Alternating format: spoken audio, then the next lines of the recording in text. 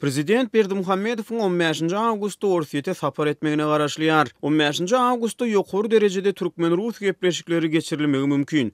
Prezident Vladimir Putin bilen Gurbanuly Berdimuhammedow Soçyda duşuşýar diýip, Orsiýetiň Izvestiýa neşri 13-nji awgustda habar berdi. Neşriň maglumatlaryna görä Türkmen prezidenti bu hepde Orsiýete sapar eder. Putin bilen Türkmenistanyň lideriniň arasyndaky gepleşikleriň Soçyda geçirilmegi meýilleşdirilipdir. Rus prezidentiniň medbugat wekili Dmitri Peskov ýakyn wagtda ýokary derejede Rus-türkmen gepleşikleriniň geçirilmegini aradan aýyrmaýar diýip Izvestiýa ýazýar. Türkmenistanyň döwlet heýçiligindäki habar serişdelerine Soçyda geçiriljek diýip habar berilýän. Üstümizdäki duşuşyk barada maglumat agzalmaýar. Iki lider 12-nji awgustda Hazarýaky döwletleriniň baş tutanlarynyň gatnaşmagyna Gazagystanyň Aktau şäherine Hazaryň hukuk derejesini kesgitlemek boýunça geçirilen samite gatnaşdylar. Medbugatdaky maglumatlara görä Putin we Berdimuhammedow Aktauda samitiň aptalyndan ikiçäk duşuşyk geçirmedi. Mundan ozar iki lider garaşsyz döwletleriň arkalaşygy uramasyna girýän döwletleriň 2017-nji ýylyň 11-nji oktýabr güni Soçyda geçiren samitine duşuşupdy. Şonu prezident Berdimuhammedow we palalygyň simwolu hökmüne Putiniň dowlany gününe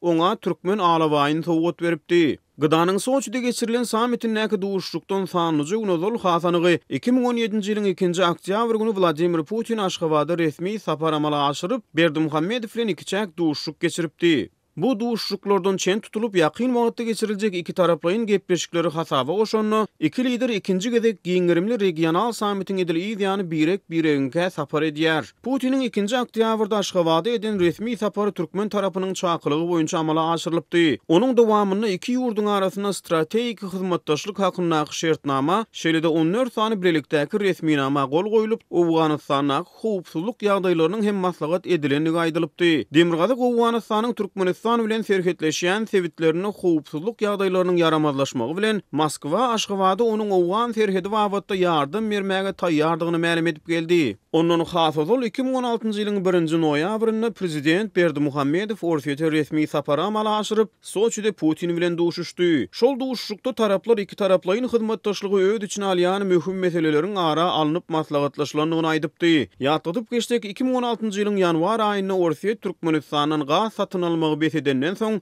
Türkmenistana ykdysady gowuşgunsuzlyga aralaşdy. Galaberse şol saparyň dowamyna ýapyk gapylaryň aňyrsyna Berdimuhammedowyň Putinden 2 milliard dollar kart soranlygy baradaky maglumatlar aradan ýarym geçen soň peýda bolupdy. Berdimuhammedow bilen Putiniň üstümizdäki duşuşy Hazar samitiniň ýyzyanyna gabat gelýär. Hazarýaky döwletleriniň düýnü geçiren samitinde kabul edilen konwensiýanyň türkmen dilindäki teksti Türkmenistanyň medbugat serişdelerine heniz jemgyýetçiligi dolu el ýeterli edilmedi. Konwensiýanyň dolu teksti rus dilinde Kremliň resmi web sahypasyna çap edildi.